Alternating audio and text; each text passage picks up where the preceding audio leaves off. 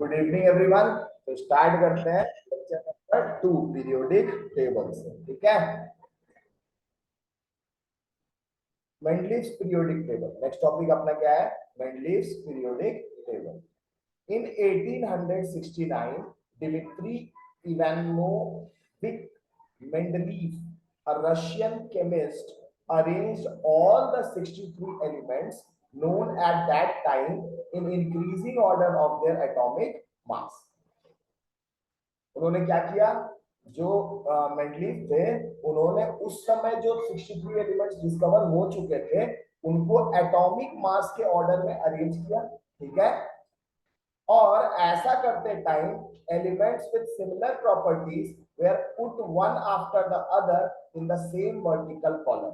और जो similar properties वाले आइटम्स आ रहे थे, है ना, उसको क्या किए? एक ही पर्टिकुलर कॉलम में डालने लगे। जैसा कि बता रहे थे, मेन पीरियोडिक टेबल का मेन जो हम लोग बना रहे हैं, जो शुरुआत से बनते आए, जो साइंटिस्ट कोशिश किए, उनका मेन मकसद क्या था कि same physical and chemical property, same properties वाले कंपाउंड, सेम प्रॉपर्टीज वाले कंपाउंड एक ही पर्टिकुलर कॉलम में, एक ही पर्टिकुलर किस में आए? कॉलम में। कॉलम कहने का मतलब मेरे ख्याल से बार बार बताना नहीं होगा। पीरियोडिक टेबल अगर हम देखते हैं तो वर्टिकल अगर जो होता है और एक होता है हॉरिजॉन्टल। ठीक है, तो ये वर्टिकल वाला आपका जो है ये हुआ कॉलम। ठीक है, और ये क्या हुआ आपका? रो। ठीक है, इसी को हम लोग पीरियोडिक टेबल में पीरियड बोलते हैं और कॉलम को हम लोग ग्रुप बोलते हैं। क्या बोलते हैं? ग्रुप बोलते हैं। ठीक है, अब यहाँ पे ध्यान देना है कि वर्टिकल कॉलम जिसको ग्रुप बोला जा रहा है। ठीक है, with blank spaces where the expected periodicity of properties was disturbed. ठीक है, कहने का मतलब इनका क्या है वो हम लोग समझते हैं। उन्होंने क्या देखा था उनके पीरियोडिक टेबल में क्या हुआ था, जैसे कि उनके पीरियोडिक टेबल में देखोगे तो समझ में आएगा। ये वो पीरियोडिक टेबल है जो मेंडलीव ने उस समय 63 नोन एलिमेंट से बनाया था। ठीक है, अब इसमें अगर तुम लोग ध्यान दोगे तो ये वाला जो पार्ट हुआ ये क्या हुआ? रोज, यानी पीरियड्स, हॉरिजॉन्टल रोज, और नीचे वाला जो आ रहा है वो क्या हो गया आपका? कॉलम। तो उनका मेन मकसद था कि जब हम अरेंज करें एलिमेंट्स को in the increasing order of mass, तो फिर क्या होगा कि जो सेम ग्रुप्स वाले एलिमेंट्स वो कहां आए? सेम प्रॉपर्टीज वाले एलिमेंट्स जो है वो कहां है? एक ही कॉलम में है, इन वन कॉलम। ठीक है, same properties elements, properties elements should come in one column. ठीक है, लेकिन उनके साथ एक प्रॉब्लम हो गया। ठीक है, उनके साथ एक प्रॉब्लम हो गया। प्रॉब्लम क्या हुआ कि उनके पीरियोडिक टेबल में क्या कहते हैं, कहीं कहीं पर वो किस किस बेसिस पे अरेंज कर रहे थे? In the order of increasing mass. ठीक है, लेकिन कहीं कहीं देखे ना कि कम मास वाला जो है ना आगे वाला का प्रॉपर्टी शो कर रहा था, और ज्यादा मास वाला पहले वाला ग्रुप का प्रॉपर्टी शो कर रहा था। ठीक है, ये उनमें दिक्कत है। जैसे तुम इसी में देख सकते हो, एक तुमको दिखाते हैं, ये देखो आयोडीन, और उससे पहले क्या है? टेलुरियम। अब यहाँ जो आपका टेलुरियम है उसका मास ज्यादा है, लेकिन उसको पहले रखे हैं। क्यों? क्योंकि उसका प्रॉपर्टीज जो है ना इन सब के साथ मिलता था। स्कैंडियम, स्कैंडियम के नीचे बेसिकली रखा गया। किसके नीचे रखा गया? स्कैंडियम के नीचे, टेलुरियम को। और आयोडीन को कहाँ रखा गया? ये रखा गया फ्लोरीन, क्लोरीन को, क्योंकि आयोडीन का प्रॉपर्टी जो है इन सब से मिल रहा था। तो उन्होंने क्या किया? अपने ही बनाए गए मतलब पीरियोडिक लॉ को वायलेट कर दिया। क्यों वायलेट किया? क्योंकि उनका मेन मकसद क्या था? मेन मकसद था कि सेम प्रॉपर्टीज वाले एलिमेंट्स कहां आए? एक ही कॉलम में आए।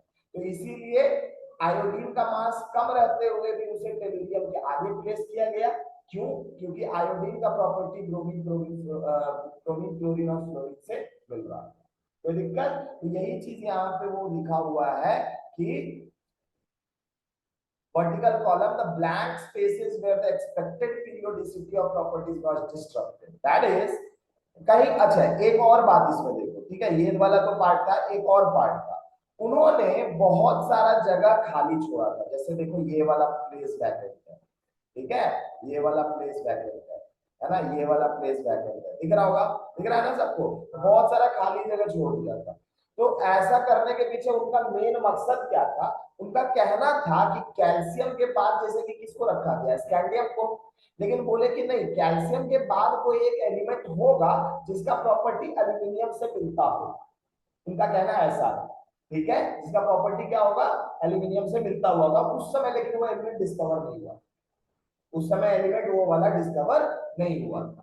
तो वो पहले ही क्या किया ना, अपना पीरियोडिक टेबल में अपने ही अंदाजे से कि हाँ ऐसा कोई एलिमेंट डिस्कवर होगा जिसका प्रॉपर्टी किससे मिलता जुलता हो, एल्यूमिनियम से। तो एल्यूमिनियम के नीचे एक जगह खाली छोड़, एल्यूमिनियम के नीचे एक जगह क्या किए, खाली छोड़। सिमिलरली सिलिकॉन के भी नीचे एक जगह खाली छोड़, कोई दिक्कत? तो ये सब एलिमेंट जो है जिनके जगह वो खाली छोड़ चुके थे, क्या छोड़ चुके थे, खाली छोड़ चुके थे, ठीक है। अब ये एक बहुत बड़ा बात था, क्यों ऐसा किया उन्होंने? क्योंकि उनका मेन मकसद क्या था कि सेम प्रॉपर्टीज वाले एलिमेंट्स एक ही पर्टिकुलर कॉलम में रखे जाए, तो दिक्कत, ताकि उनको याद करना आसान हो सके प्रॉपर्टीज के बेसिस, प्रॉपर्टीज के बेसिस पे। तो दिक्कत यहाँ तक क्लियर है? चलो आगे बढ़ते हैं। अब इसके बाद where the properties of the element did not tally, जैसा कि बताया एल्यूमिनियम से नहीं मिल रहा था तो एल्यूमिनियम का आगे रख दिए, लेकिन एल्यूमिनियम के नीचे एक जगह खाली छोड़, क्यों छोड़ दिए? उनका कहना था कि कोई एलिमेंट आगे चल के हो सकता है डिस्कवर हो जिसका प्रॉपर्टी किससे मिले, एल्यूमिनियम से, ठीक है।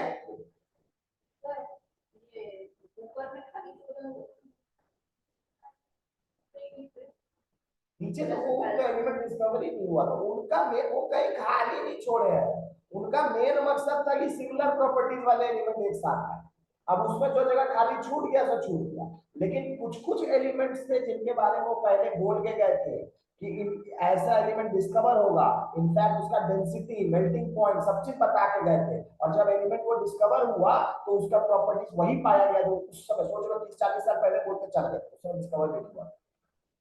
कहने का मतलब ये है, अब बाद में जब एलिमेंट डिस्कवर हुआ तो उसका प्रॉपर्टीज वही पाया गया जो मैंने भी बोल के गया।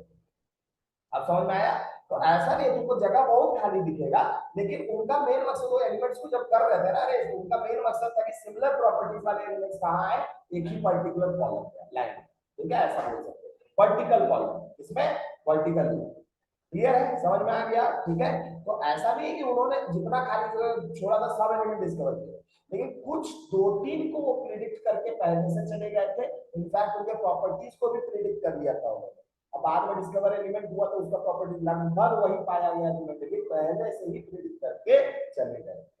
तो दिक्कत वो मतलब एक ट्रेंड को देखते हुए उन्होंने अज्यूम कर लिया, ठीक है, कि किस तरह से बोरोन का कुछ प्रॉपर्टी एल्यूमिनियम का, तो कितना मेल्टिंग पॉइंट बढ़ा उसी हिसाब से एक अंदाजा लगा दिया कि अगला वाला एलिमेंट जो होगा उसका कितना होगा मेल्टिंग पॉइंट, एक अंदाजा लगा।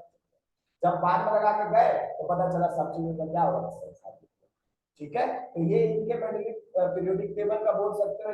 अच्छा देखो एक बात है, मेंडलीफ एक आदमी थे, उन्होंने अपना ही एक पीरियोडिक लॉ बनाया कि भाई जो फिजिकल एंड केमिकल प्रॉपर्टीज है वो पीरियोडिक फंक्शन होगा एटॉमिक मास का।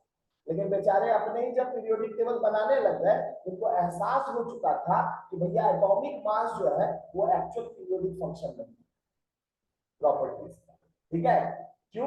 क्योंकि उन्होंने देखा कि बहुत सारे, जैसे कि आयोडीन वाला केस बताया, मास कम है लेकिन तो भी टेल्यूरियम के आगे रखे। अगर एक्चुअल ट्रेंड एटॉमिक मास होता तो फिर ये एटॉमिक मास का ऑर्डर में ये उथल पुथल नहीं हो रहा होता।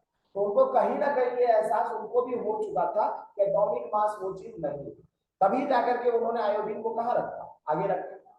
क्लियर है ना? तभी जा, क्योंकि उनका मेन काम क्या रहेगा, उन्होंने बोला कि पीरियोडिक लॉ बाहर में, पीरियोडिक लॉ बाहर में जाए, मतलब ही नहीं है मेरे को, मतलब किस चीज से, सेम प्रॉपर्टीज वाले एलिमेंट्स को एक साथ डाल दो। क्लियर है? उसमें अब इधर उधर हो तो मेरे को चलेगा, कोई दिक्कत नहीं। देखो इनके पीरियोडिक टेबल का अगर बोलोगे ना यूज क्या था, तो इतने सारे एलिमेंट्स को एक साथ अरेंज करने वाले पहले मैग्नीफिक, भले 2-3 एलिमेंट्स इधर उधर हुए लेकिन बराबर तरीके से एक पर्टिकुलर पीरियोडिक टेबल उस समय के टाइम में मिले। क्लियर है? तो ये इनका एक फायदा। कुछ दूसरा चीज, कुछ एलिमेंट्स जो डिस्कवर नहीं थे उनका प्रॉपर्टीज बता के चल गए, तो ये भी एक फायदा है, ठीक है। क्लियर है? कोई डाउट इसमें समझ में आ रहा? तो इनका इनका जो पीरियोडिक टेबल अपने में बहुत सारा, इसमें क्या था, मतलब उनको अपने ही रिसर्च करते करते बहुत सारा चीज समझ गया, लेकिन इतने सारे एलिमेंट्स को एक साथ अरेंज करने वाले पहले थे।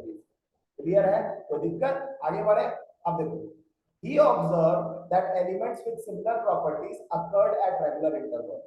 मतलब कहने का मतलब है कि जैसे एटॉमिक मास में अरेंज किया हाइड्रोजन के बाद जो है दूसरा, अच्छा याद रखना कि इसमें आपका नोबल गैसेस को जगह नहीं दिया गया था। इसको जगह नहीं दिया गया था, नोबल गैसेस को जगह नहीं दिया, इसलिए हीलियम नहीं। ठीक है, कंफ्यूज नहीं होगा। तो हाइड्रोजन के बाद आपका लिथियम। हाँ बोलो। ट्रांजिशन सीरीज डी ब्लॉक के एलिमेंट्स होते हैं। ठीक है, तो उसी पीरियोडिक टेबल के कुछ एलिमेंट्स हैं जिसको ट्रांजिशन डी ब्लॉक एलिमेंट्स, तो वो आगे के थ्योरीज में, पहले नॉर्मल तो सबको बेसिक, अभी पीरियोडिक टेबल एक्चुअल आया नहीं है। ट्रांजिशन सीरीज अगर बहुत हायर लेवल कंसेप्ट हो जाएगा, ठीक है, तो अभी उसके बारे में बात करेंगे। ठीक है, उसमें एक्चुअली होता है जिसका डी ऑर्बिटल्स में इलेक्ट्रॉन की तरह कहां पे लोग निकालते हैं। ठीक है, क्लियर है ना? अभी जान के पहले बेसिक जान लो अच्छे से। तो क्लियर है मेरे ख्याल से, यहां तक कोई दिक्कत है? अच्छा, यहाँ पे देखो, उनको क्या लगा कि भाई अगर हम लोग एटॉमिक मास के बढ़ते हुए ऑर्डर में डाल रहे हैं तो भाई हाइड्रोजन के बाद लिथियम आया, ठीक है, इसका प्रॉपर्टी से मिला, फिर बेरिलियम आया, फिर बोरोन लिखे, कार्बन लिखे, नाइट्रोजन, ऑक्सीजन, फ्लोरीन के बाद फिर मिला सोडियम। नियॉन को हटा दो क्योंकि नोबल गैस उस समय डिस्कवर नहीं हुआ, नोबल गैस उस समय डिस्कवर नहीं हुआ था, तो इसलिए नियॉन को हटा दिया। नियॉन के बाद पूरा सोडियम। तो उन्होंने देखा मास के ऑर्डर में अरेंज कर रहे हैं तो कुछ इंटरवल्स के बाद सिमिलर प्रॉपर्टीज वाले एलिमेंट्स आ रहे हैं, तो उन्होंने बोला चलो अरेंज करते हैं। सिमिलर प्रॉपर्टीज वाले एलिमेंट्स को जैसे ही आता था उसको कहां करते थे, आगे लगा देते थे। ठीक है, मतलब ऊपर वाले लिथियम के जस्ट नीचे डाल दिया सोडियम। उसके बाद फिर मैग्नीशियम का प्रॉपर्टी भी देखा उन्होंने, हाँ बेरिलियम जैसा ही है। फिर उन्होंने एल्यूमिनियम का प्रॉपर्टी भी देखा, बोरोन जैसा है। फिर उन्होंने सिलिकॉन का भी कार्बन, फास्फोरस का नाइट्रोजन, सल्फर का ऑक्सीजन और फ्लोरीन का फ्लोरीन जैसा। तो उनको ऐसा मतलब और भी आइटम्स को अरेंज किया था उन्होंने। कैल्शियम तक तो खुद क्या बोल सकते हैं न्यूलैंड ही अरेंज करके चले गए थे, तो कैल्शियम के बाद भी उन्होंने अरेंज कर दिया बहुत सारा। ठीक है, कहने का मतलब है जहां पे एक ट्रेंड मिला। ट्रेंड क्या मिला कि अगर एटॉमिक मास के ऑर्डर में हम अगर अरेंज करें तो कुछ इंटरवल्स के बाद रिपीटेशन ऑफ प्रॉपर्टीज मिलता है ना, कोई दिक्कत? और तो रिपीटेशन मतलब क्या होता है, पीरियोडिक, तो इसीलिए लिखा गया फिजिकल एंड, इनका पीरियोडिक लॉ क्या है, physical and chemical properties of elements are a periodic function of their atomic masses. कोई दिक्कत? क्लियर है बढ़िया से? अच्छा देखो, based on this he propounded a law that is called Mendel's periodic law। तो ये ऐसा उन्होंने पहले अरेंज करके देखा, तो बोले हाँ काम तो कर रहा है, तो लॉ बना दिया। फिर आगे अरेंज और करने लग गए, तो फिर बीच में देख रहे हैं जा ये वायलेट नहीं हो रहा। समझ में आ रहा ना? तो एक नॉर्मल इंसान जैसे करेगा, अगर तुम्ही को कोई चीज सोचने बोले तो तुम जो है पर्टिकुलर चीज पे सोचोगे अपने तरीके से, है ना, कुछ काटोगे, कुछ उसमें ऐड करोगे, लेकिन तुम एक क्या करोगे, आसान सा कोई तरीका ढूंढ रहे हो, इंसान के लिए शायद कुछ बना रहे होगे या फिर कुछ कर रहे हो, इसी टाइप का चीज कुछ सोच रहे होगे जो कहीं डाल है, तो वो आसान तरीके से बने यही सोच रहे हो सबसे। तो वो भी क्या कर रहे थे बेसिकली, जितने साइंटिस्ट जो पीरियोडिक टेबल के पीछे पड़े थे उनका मेन कहना क्या था, मेन कहना था कि भैया कैसे भी करके जो है सेम प्रॉपर्टीज वाला एलिमेंट एक ग्रुप में आ जाए ताकि उनको याद करना क्या हो जाए, आसान हो जाए, और उनके प्रॉपर्टीज को भी समझना क्या हो जाए, आसान हो जाए। इतना आसान हो जाए कि हम ये भी बता दें कि भैया कौन सा एलिमेंट कौन सा तरह का कंपाउंड बना, ये भी जान लो। ठीक है, तो बहुत इंपॉर्टेंट है कंसेप्ट, अभी समझते जाएंगे और भी पार्ट्स इसमें। ठीक है, चलिए, तो ये वाला चीज समझ में आ गया। तो मेंडलीव बहुत गजब के बंदे थे, उन्होंने भाई सच बोला, झूठ नहीं बोला। उन्होंने बोला मेरी गलती, कोई दिक्कत नहीं, एटॉमिक मास के ऑर्डर में अरेंज किए, लेकिन कहीं कहीं पे खिटपिट मिल रहा है, आयोडीन आगे जा रहा है, क्लोरीन पीछे आ रहा है, तो बोले ठीक है, एक देखिए सिमिलर ग्रुप, सिमिलर प्रॉपर्टीज वाले को कहां डालो, एक ही वर्टिकल कॉलम में डालो। क्लियर है? चाहे मास अरेंजमेंट आपका चेंज हो जाए कोई दिक्कत नहीं, कम मास वाला आगे रख दो, ज्यादा मास वाला पहले रख दो, कोई दिक्कत नहीं। ठीक है, इसका एक एग्जांपल आपको यहाँ दिखा भी दिया है, टेलुरियम और आयोडीन। अच्छा, एल्यूमिनियम के नीचे का जगह उन्होंने खाली छोड़ा था, उन्होंने इसका नाम दिया था एका एल्यूमिनियम। क्या नाम दिया था? अपने हिसाब से एक नाम दे दिए थे, वैसे उस समय एलिमेंट डिस्कवर नहीं हुआ था। और सिलिकॉन के नीचे उन्होंने नाम दे दिया था एका सिलिकॉन। और बाद में ये दोनों एलिमेंट जब डिस्कवर हुए तो फिर उनका प्रॉपर्टी जो है वही पाया गया, तो उन्होंने प्रिज्यूम करके चले गए। प्रिज्यूम कहने का मतलब पहले ही अज्यूम करके चले गए। कोई दिक्कत? समझ में आ गया? तो प्रिज्यूम ऐसे ही नहीं किए थे, बहुत सोच समझ के किए थे। ठीक है ना, ऐसे ही थोड़े बावड़े आते थे। ठीक है ना, क्लियर है ना? आगे बढ़े। पीरियोडिक टेबल है क्या? तो पीरियोडिक टेबल के बारे में तुम लोग को ऑलरेडी बहुत बता चुके हैं। ठीक है ना, पीरियोडिक टेबल क्या है? एक अरेंजमेंट, एक टेबल है जिसमें सिमिलर प्रॉपर्टीज वाले एलिमेंट्स को कहां रखा जाता है, एक ही ग्रुप में रखा जाता है। ठीक है, ये चीज अभी तक समझ में आया। ठीक है। लेकिन एक्चुअल कोई ट्रेंड मिल जाए, सही में कोई पीरियोडिक लॉ मिल जाए कि हाँ किस हिसाब से एटम को अरेंज किया जाए, तो पीरियोडिक टेबल का मजा क्या होगा, और मजेदार हो जाएगा। तो वो होगा मॉडर्न पीरियोडिक टेबल में, जिसमें बोला गया कि एक्चुअली वो एटॉमिक मास नहीं है पीरियोडिक फंक्शन। पीरियोडिक फंक्शन क्या है, एटॉमिक नंबर है। तो एटॉमिक नंबर के हिसाब से अरेंज किए तो परफेक्ट, तो आज के डेट में पीरियोडिक टेबल है। हेनरी मोसले नाम का जो कहता, आगे पढ़ेंगे इस चैप्टर में, ठीक है। तो बात करें पीरियोडिक टेबल क्या है, chart of elements prepared in such a way that elements with similar properties occur in same vertical column or group। कोई दिक्कत, इसको क्या बोलते हैं, ग्रुप बोलते हैं। It is called periodic because, क्यों पीरियोडिक है वो तो ये हम पिछले क्लास में बताया, क्यों, क्योंकि सिमिलर प्रॉपर्टीज वाले एलिमेंट्स रिपीट होते हैं अगर अरेंज करते चले। तो जहां रिपीटेशन का बात आ जाता है, पीरियोडिक का मतलब ही होता है रिपीट करने वाला। पीरियोडिक का मतलब क्या होता है, रिपीट करने वाला। तो because elements with similar properties occur at fixed intervals और पीरियड्स। तो दिक्कत, it is called a table because elements are arranged in tabular form. तो आप समझ में, ये तो ऑलरेडी आप लोग को सारा चीज हम पहले ही बता चुके थे। अब essential features of Mendeleev periodic table, essential features of Mendeleev's periodic table. So Mendeleev's periodic table contains vertical columns called groups, horizontal rows called periods. कोई दिक्कत? There are in all 8 groups. कितने ग्रुप्स हैं total? 8। तो आप यहाँ देख सकते होंगे टेबल में टोटल 8 ग्रुप्स आपको दिख रहा है। क्लियर है? कोई दिक्कत? ओके, चलिए। Each of these groups from 1 to 7 is divided into 2 subgroups. तो आपको यहाँ पे सब ग्रुप्स दिख रहा होगा। देखो ये है 1 का ए और बी, ये है 2 का ए और बी, सिमिलरली ये है 3 का ए और बी, ये है 4 का ए और बी। तो यहाँ पे जो ग्रुप है उसमें सब डिविजन्स है। सब डिविजन्स कैसे है, ए और बी के फॉर्म में। मतलब एक ग्रुप होगा 1 ए, दूसरा ग्रुप होगा 1 बी, तीसरा ग्रुप फिर हुआ वो 2 ए, फिर उसके बाद 2 बी। कोई दिक्कत, आगे बढ़े, चलो।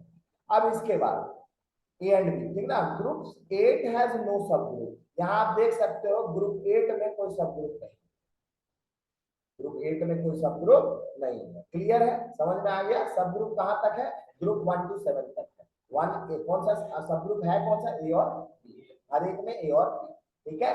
चलिए, inert gases are not known at that time. जैसा बोले इनर्ट गैसेस उस समय डिस्कवर नहीं हुआ था, ठीक है। ऐसा कुछ आज तक पाया नहीं गया था, ये सब नहीं जानते थे लोग उस समय।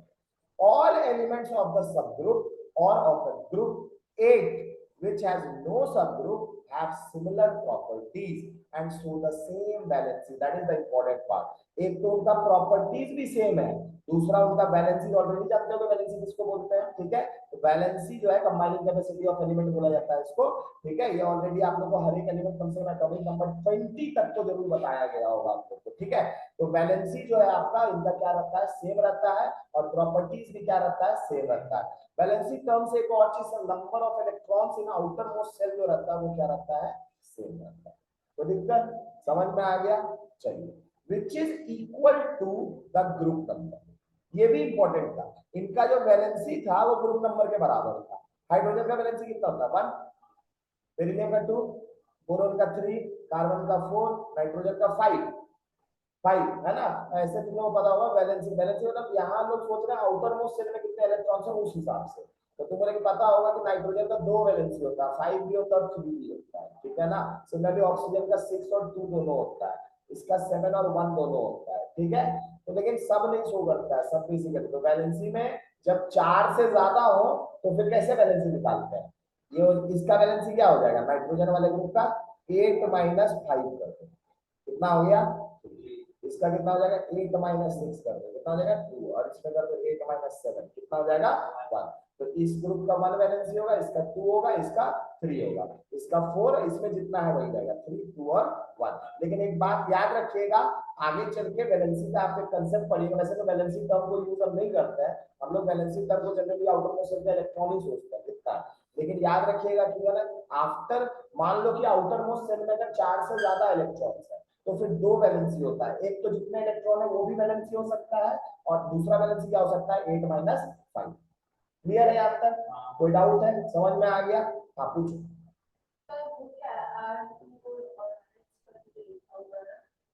आरएच करके जो बेटा भी बताएंगे, टेंशन मत ले। अच्छा चल, तुमको इतना ये हुआ तो बता देते हैं। ये इन एलिमेंट्स के हाइड्राइड का फॉर्मूला होगा, जहां पे आर आपका एलिमेंट बता रहा है। कहने का मतलब है, अगर हम बोले लिथियम हाइड्राइड तो ये फॉर्मूला हो जाएगा LiH। यही बोले अगर सोडियम हाइड्राइड तो फॉर्मूला हो जाएगा NaH। ये बोले हाइड्रोजन हाइड्राइड, जो कि होता कुछ नहीं है H2, इसको सोच, हाइड्रोजन गैस। सही है ना, कोई दिक्कत। और ये ऊपर में जो इस पर्टिकुलर ग्रुप का जो ऑक्साइड बनेगा उसका फॉर्मूला सब कर दिया। क्लियर है, समझ में आ गया। ऐसे बता, ये चीज भी इसमें बताया जाएगा, अभी सब चीज बता रहे हैं तो एक एक करके बता रहे हैं, टेंशन मत ले, सब चीज बता रहे हैं, ठीक है। फॉर अप टू ग्रुप 4 और group number subtracted from 8 for groups 5 and to 7, जैसा ये बता है। तो दो दो होता है, एक तो ग्रुप नंबर के बराबर और दूसरा होता है ये। तो ये कंसेप्ट बेसिकली याद रखना कि अभी तुम लोग को कि इसका वैलेंसी 5 वो भी होता है और 6 भी होता है या 7 भी होता है, ये कंसेप्ट अभी तुम लोग को नहीं जानते, ठीक है। ऐसे याद रखना कि लेकिन वैलेंसी दो होता है, एक तो आउटर मोस्ट शेल में कितने इलेक्ट्रॉन्स है वो भी वैलेंसी होगा, और दूसरा 8 - 5 कब, जब total number of electrons outermost shell में 4 से ज्यादा हो।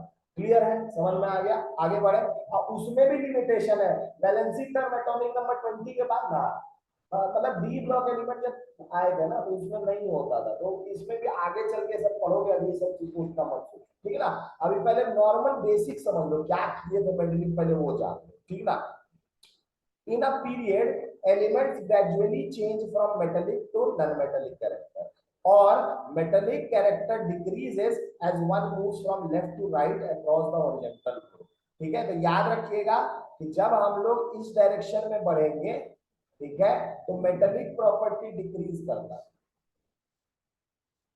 मेटेलिक प्रॉपर्टी क्या करता था, डिक्रीज। हम डिक्रीज को डाउनवर्ड एरो से रिप्रेजेंट करेंगे और इंक्रीज को अपवर्ड एरो से, ठीक है, समझ लेना। ठीक है, आगे बढ़े।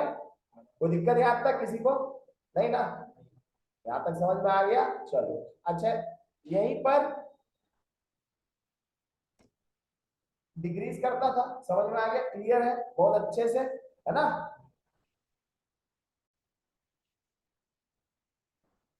नेक्स्ट टॉपिक है मेरिट्स ऑफ मेंडलीव्स पीरियोडिक। इसमें सबसे अच्छा चीज क्या था, जैसे कि बताइए, grouping of elements with similar properties, है ना। एक तरह के प्रॉपर्टीज के एलिमेंट्स क्या हुए, एक जगह पे रखे गए। तो he generalized the study of the elements then known to a study of near 8 groups. मतलब उस समय जो 63 एलिमेंट्स थे उनको उन्होंने सिर्फ 8 ग्रुप में अरेंज कर दिया। क्लियर है, कोई दिक्कत, शॉर्ट में अरेंज कर दिया था, सिमिलर प्रॉपर्टीज वाले को एक जगह रखा था।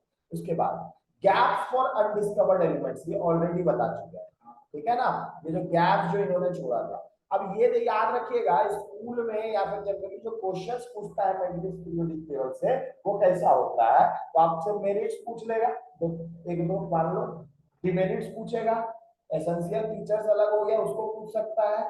दूसरा छोटा छोटा क्वेश्चंस बन सकता है, जैसे मान लो कि उन्होंने जो एलिमेंट डिस्कवर करके गए थे वो कौन थे, ठीक है, तो उनका जैसा कि बता रहे वो यहाँ पे देख लो। In order to make sure that the elements having similar properties fell in the same vertical group or column or group, Mendeleev left some gaps in his periodic table. These gaps were left for subsequent inclusion of elements not known at that time. उस समय जो discover नहीं हुआ था उसके भी gap छोड़े थे।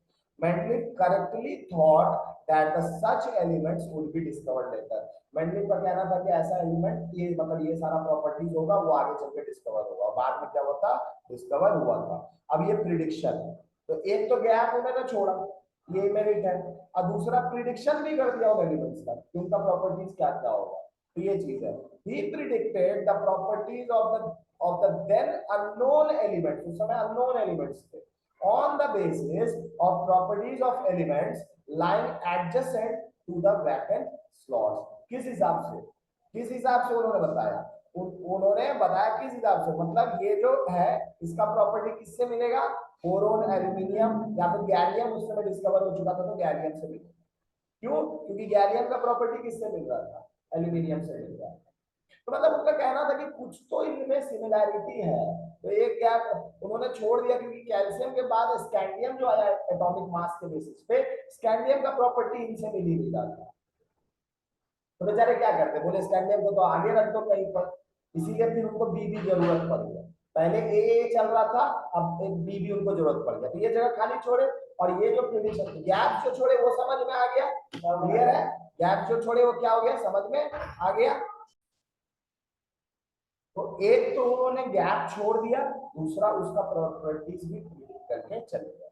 तो एक मेरिट और क्या है उनका, एक तो गैप छोड़ा उन्होंने अनडिस्कवर्ड एलिमेंट्स के लिए ऑन द बेसिस ऑफ बगल वाले एलिमेंट्स को देख करके, और प्रिडिक्शन उनके प्रॉपर्टीज का भी कर दिया, बोल दिया भैया ऐसे एलिमेंट डिस्कवर जरूर होंगे, देख लियो, है ना, कोई अगर रोक सकता है रोक लो, ठीक है।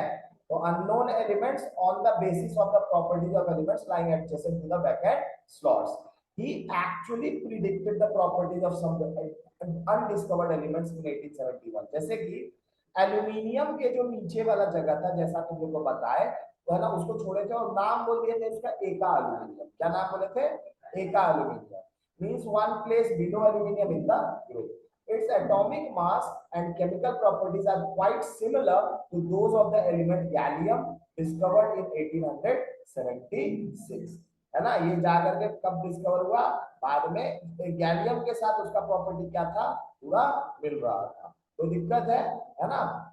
उसी तरह properties of eka silicon are the properties of germanium. तो बाद में एलिमेंट डिस्कवर हुआ कौन कौन, गैलियम और जर्मेनियम। कौन कौन, जर्मेनियम, उन्होंने नाम दिया था एका एल्यूमिनियम और एका सिलिकॉन, बाद में जब डिस्कवर हुआ तब का नाम लिया, ठीक है। लेकिन इसका प्रॉपर्टीज क्या मिला, एकदम उसके सेम मिला, कोई दिक्कत नहीं, समझ में आ गया, क्लियर है सबको, each and every one, very good.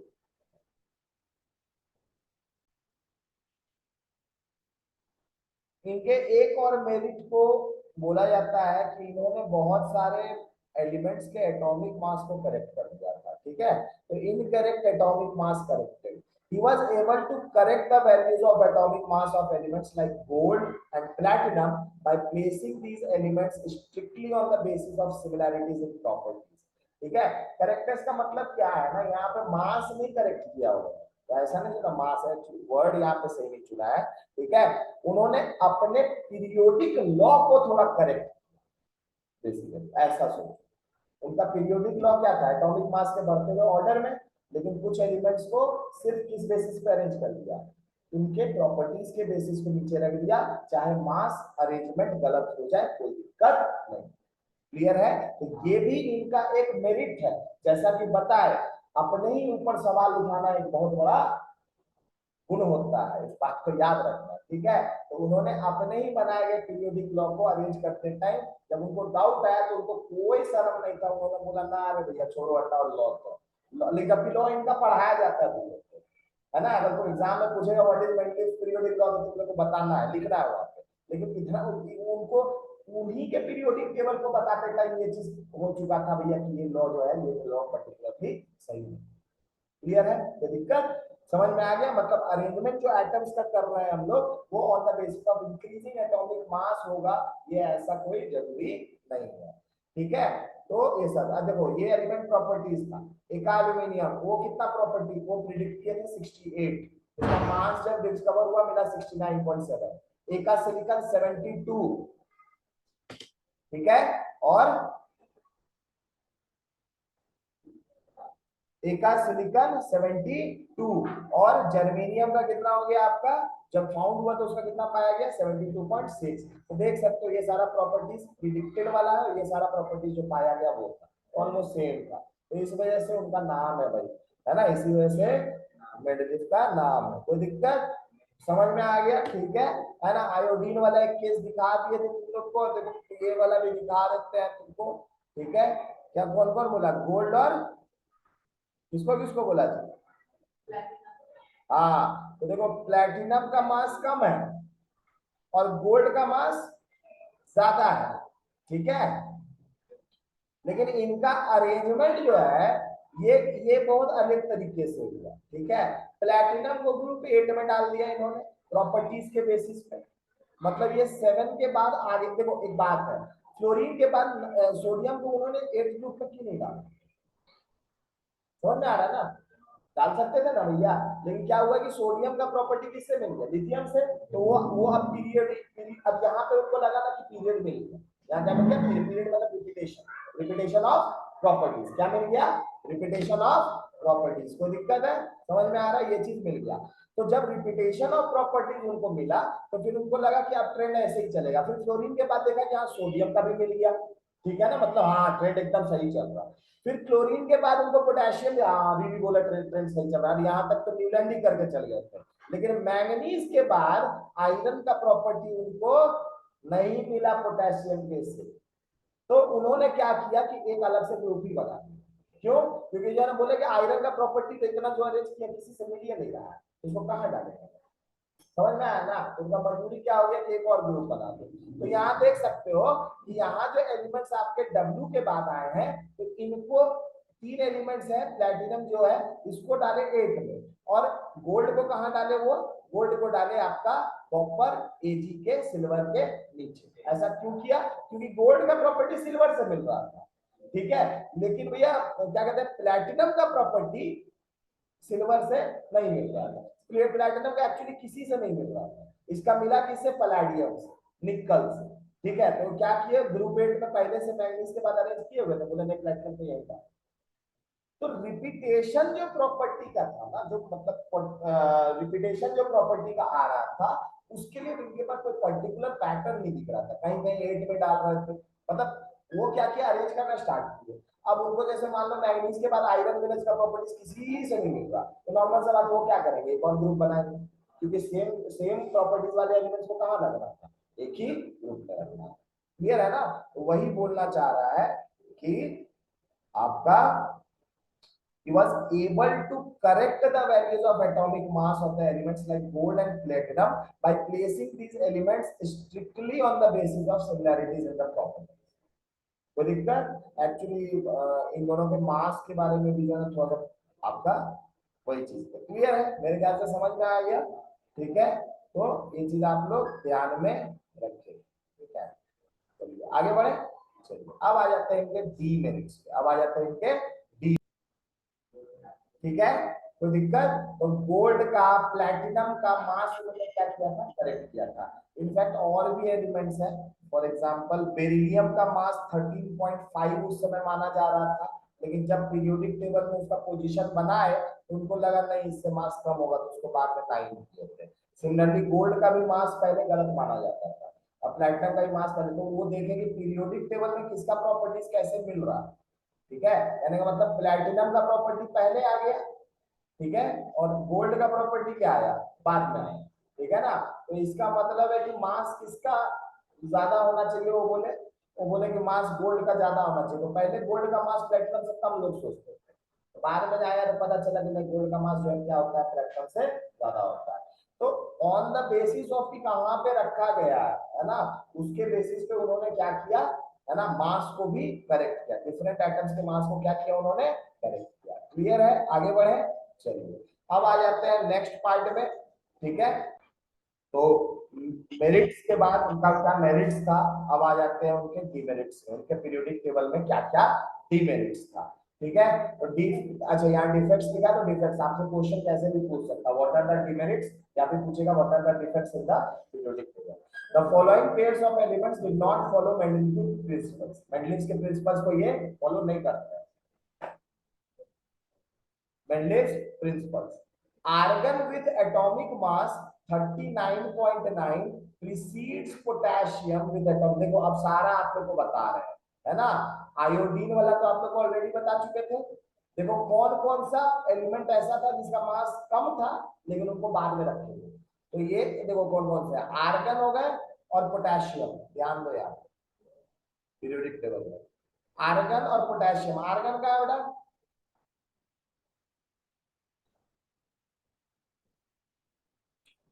Argon को उन्होंने बोला था कि पोटेशियम, एक्चुअली आर्गन को बाद में रखा था लेकिन उस समय नोबेल गैस डिस्कवर ही नहीं हुआ था, ठीक है ना। आर्गन का पोजीशन यहाँ पे नहीं हुआ है, आर्गन को बाद में उन्होंने रख दिया, कहाँ रखा था, तो हाँ ऑन द, क्योंकि लेकिन आर्गन का प्रॉपर्टी होना कहाँ चाहिए, पोटेशियम से पहले। अब हाँ ये चीज याद रखिएगा, ठीक है, बहुत इंपॉर्टेंट है, क्योंकि आर्गन का मास क्या था? हाँ, पोटेशियम से ज्यादा था। तो एटॉमिक मास 39 प्रीसीड्स पोटेशियम। तो भाई आर्गन पहले क्यों ली? प्रॉपर्टी उसका पहले वाले से था। वैसे तो नोबल गैसेस उस समय है नहीं, तो ये पॉइंट क्यों दिया आपको समझेगा। ठीक है, चलिए आगे आ जाते हैं। ये दोनों मेन पॉइंट्स है मेरे हिसाब से, कोबाल्ट और टेलुरियम। ये वाला पॉइंट का मेरे हिसाब से कोई वैल्यू नहीं है। क्यों? क्योंकि आर्गन को उन्होंने जगह दिया ही नहीं, नोबल गैसेस उनके लिए उस समय डिस्कवर नहीं हुए। ठीक है, cobalt with atomic mass 58.9 precedes निकल, ये आपको मिल जाएगा। ठीक है, ये आपको पीरियोडिक टेबल में मिल जाएगा। तो कोबाल्ट कहाँ दिख रहा है आपको? ये रहा। और ये निकल दिख रहा है, किसका मास ज्यादा है? कोबाल्ट का। लेकिन बाद में किसको रखा गया? निकल को। क्यों? क्योंकि निकल का प्रॉपर्टी पैलेडियम से मिल रहा था, या फिर बोल सकते हो कोबाल्ट का प्रॉपर्टी किससे मिल रहा था? रोडियम से। ठीक है, तो निकल को बाद में रखा। ठीक है, समझ में आ गया? क्लियर है? जब अरेंज किए थे तो इस तरह का। एक और आप लोगों को जो इंपॉर्टेंट है तो वो तो बता ही चुके हैं, टेलुरियम और। ठीक है, तो ये कुछ डिफेक्ट था, मतलब अपने ही पीरियोडिक लॉ को उन्होंने क्या किया? वायलेट कर दिया। उन्होंने क्या कर दिया? वायलेट कर दिया। उसके बाद पोजीशन ऑफ आइसोटोप्स। मेंडेल के पीरियोडिक टेबल में आइसोटोप्स को कोई जगह नहीं दिया गया था। क्लियर? इनफैक्ट आज के भी पीरियोडिक टेबल में आइसोटोप्स को कोई जगह नहीं दिया गया है। ठीक है, आइसोटोप्स एंड एलिमेंट। आइसोटोप्स क्या होता है मेरे को ऑलरेडी पता है, पता है ना? आइसोटोप्स क्या होता है? आइसोटोप्स होता है, हाँ, आइसोटोप्स होता है एक ही एलिमेंट के अलग अलग एटम्स होते हैं। ठीक है, जिनका मास नंबर आप एटॉमिक नंबर सेम होता है और मास नंबर डिफरेंट होता है। मास नंबर क्या होता है? डिफरेंट होता है। तो नॉर्मल सा बात है।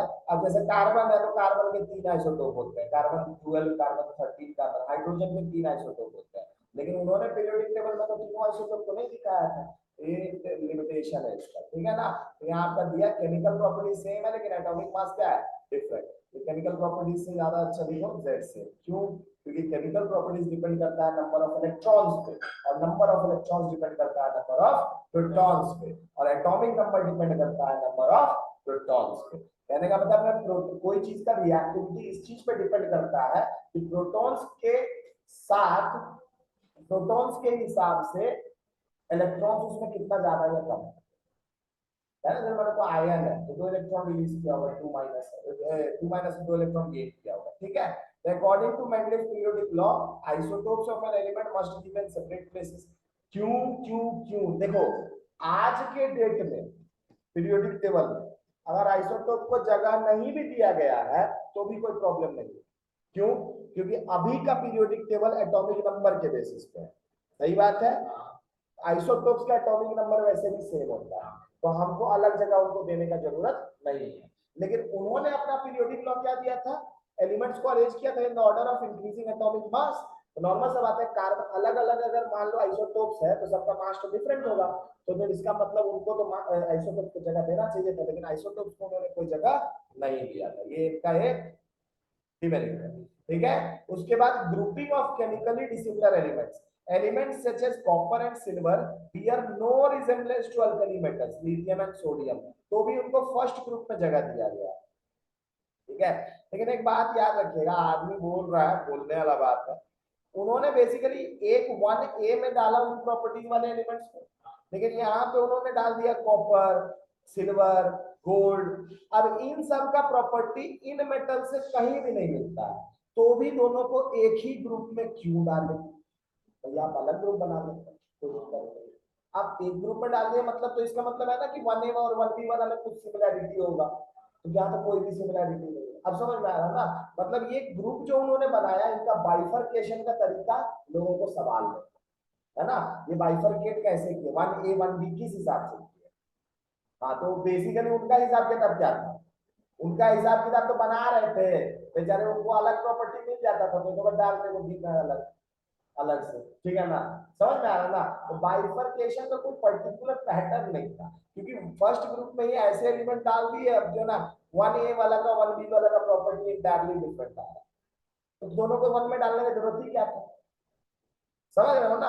अच्छा आप वन में यही आप जो है ना मान लो अल्कली मेटल्स को डालते हैं वन बी में, समझ में आता है क्या कि थोड़ा सा सिमिलरिटी ए और बी में, मतलब alkali metal alkaline earth metal first और सेकंड ग्रुप जो आज का है उसमें होता है थोड़ा बहुत, तो आप डालते तो समझ में आता है। तो ये एक बात है ना कि सेम ग्रुप में अलग अलग प्रॉपर्टीज वाले एलिमेंट्स को भी डाल देते हैं। ग्रुप कहने का मतलब वन को हम ट्रीट कर रहे हैं, ए और बी को अलग अलग, है ना। ऐसे सेम ए ग्रुप में वन ए में देखोगे तो सब सेम प्रॉपर्टीज के हैं, लेकिन उन्होंने टेबल जो बनाया, टेबल में तो यहाँ पे ए और बी डाल दिया, लेकिन यहाँ क्या कहते हैं बी वाले को क्या सोच के उन्होंने ऐसा वन बी बनाया जिसमें कॉपर सिल्वर और गोल्ड आ जा रहे हैं, जिनका प्रॉपर्टी थोड़ा भी नहीं मिल रहा है इनसे, तो फिर दोनों को एक ही ग्रुप में डालने का क्या जरूरत है। हाँ ये चीज है, तो मतलब उनके अरेंजमेंट पे सवाल था, बेसिकली सवाल किस पे था, अरेंजमेंट पे, कि उनका अरेंजमेंट और प्रॉपर हो सकता था, अरेंजमेंट क्या हो सकता था और प्रॉपर हो सकता था। क्लियर है ना, आगे बढ़े, चलिए ये हो गया।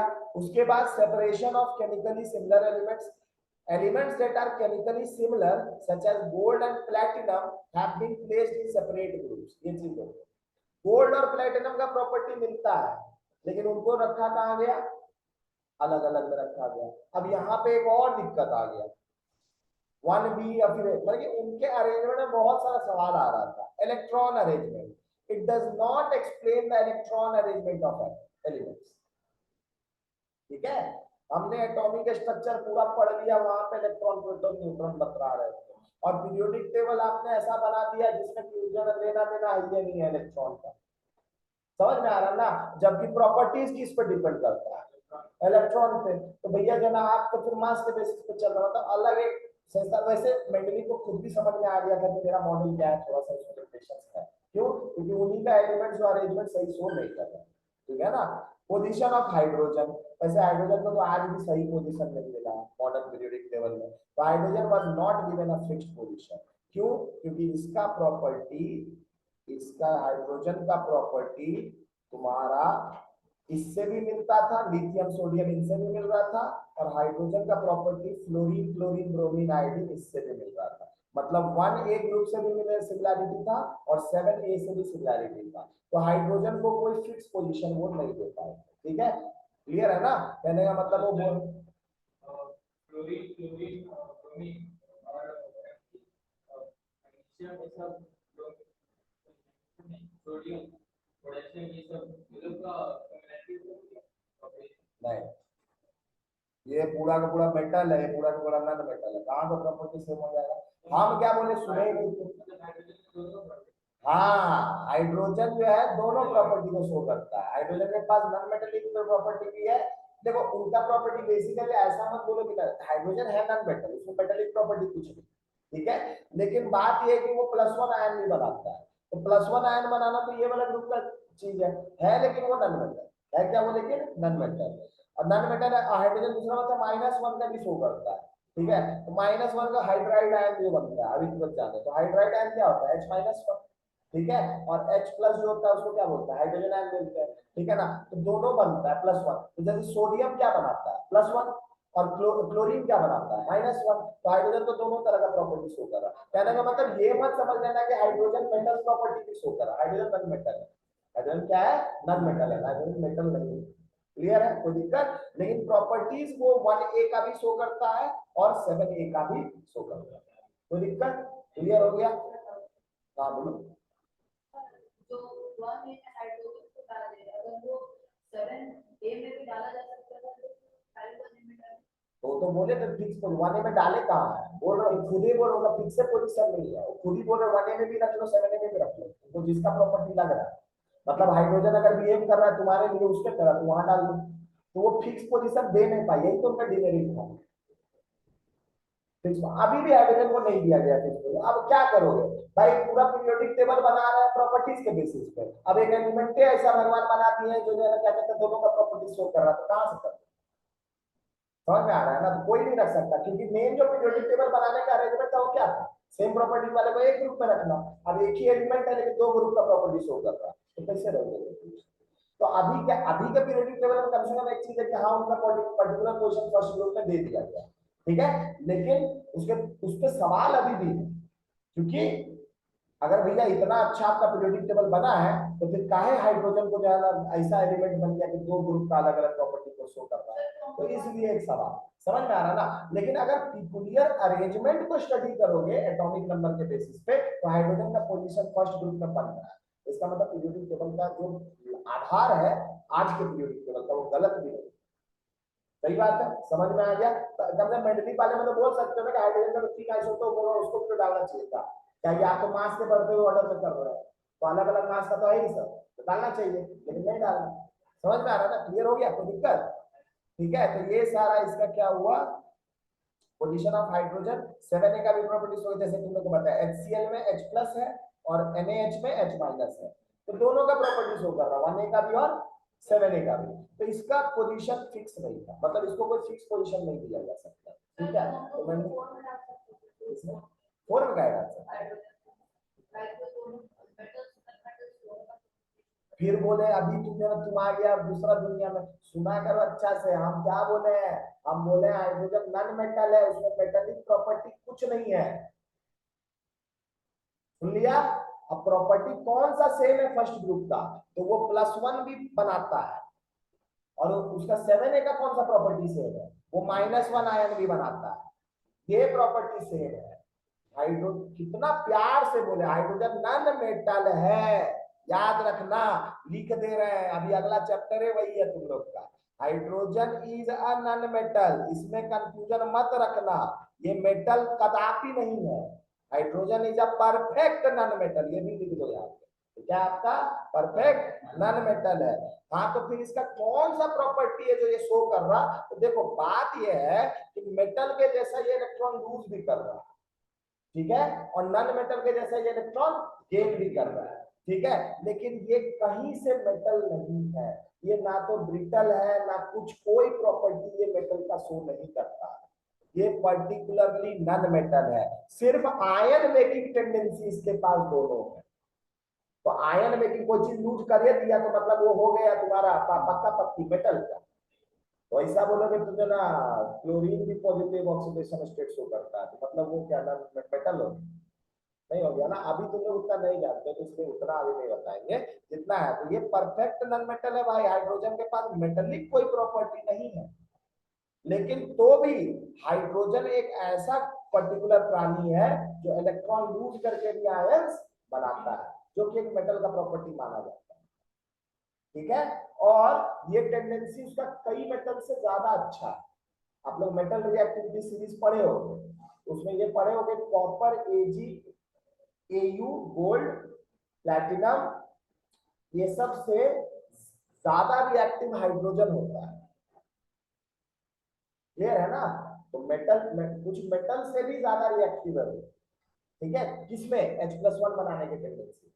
लेकिन ये मेटल है, मेटल का जनरल जो प्रॉपर्टी होता है कोई प्रॉपर्टी शो नहीं करता, एकमात्र ये आयन बनाने का प्रॉपर्टी को, ठीक है। नॉन मेटल है ये परफेक्ट है ना, ये बात आप बोल सकते हो, सारा नॉन मेटल्स का प्रॉपर्टी शो करता है, ठीक है। तो मेटल्स का प्रॉपर्टी मतलब जो बच्चा क्लास में तुम पढ़ के आए वही सब, मलिएबिलिटी, डक्टिलिटी, है ना, सुने हो, सोनोरस सुने हो कि नहीं सुने हो, ये सब मेटल्स का प्रॉपर्टी होता है। हाइड्रोजन के पास कोई प्रॉपर्टी, हाइड्रोजन के पास सिर्फ एक ही प्रॉपर्टी है मेटल का, वो इलेक्ट्रोपॉजिटिव आयन भी बनाता है उसका। क्लियर है, कोई दिक्कत? समझ में आ गया? तो हाइड्रोजन ऐसा नहीं सोचना कि मेटलिक प्रॉपर्टी है, खाली आयन बना लिया तो मेटल बन गया। हाइड्रोजन है क्या वैसे, नॉन मेटल ही है, इस बात को याद रखना। हाइड्रोजन अगर ये नॉन मेटल और मेटल ऐसा तुम बोलोगे तो इसको मेटलॉइड में डाला जाता, ठीक है, डाला जाता ना, लेकिन क्या मेटलॉइड में है? ये नहीं है, हाइड्रोजन नॉन मेटल है भाई, इस बात को दिमाग में रखिएगा। और ये मेटल नॉन मेटल, हम ये बात बोले ही नहीं है, मेटल और नॉन मेटल दोनों का प्रॉपर्टी शो करता है। क्यों? क्योंकि मेटल और नॉन मेटल दोनों का प्रॉपर्टी जो शो करता है उसको मेटलॉइड बोलते हैं, है ना। तो ये मेटलॉइड है ही नहीं पहला, क्लियर है ना, मेटलॉइड नहीं है। एक कौन सा आप बोलोगे सर फिर ये बने का कौन सा प्रॉपर्टी शो करता है, तो +1 आयन बनाने का प्रॉपर्टी शो करता है। और 7a का कौन सा प्रॉपर्टी शो करता है, तो -1 आयन बनाने का भी प्रॉपर्टी शो करता है। ये हाइड्रोजन करता है, तो इसीलिए क्लियर है, समझ में आ गया। आज के लिए इतना रहने देते हैं, नेक्स्ट क्लास में मॉडर्न पीरियोडिक टेबल से हम लोग